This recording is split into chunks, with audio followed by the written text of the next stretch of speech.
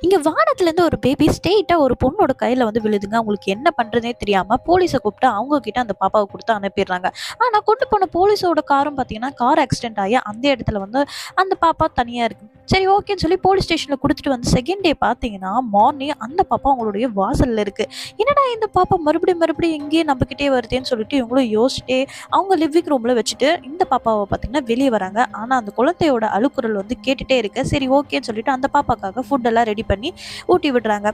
சரி ஓகே அப்படின்னு சொல்லிட்டு அவங்களும் வெளிய வராங்க. அந்த சமயத்துல பார்த்தீங்கன்னா, திடீர்னு யாரோ ஒரு ஸ்ட்ரேஞ்சான ஒரு லேடி அந்த பாப்பா கிட்ட போகும்போது இவங்க கத்தி எடுத்து அந்த லேடிய குத்திடுறாங்க.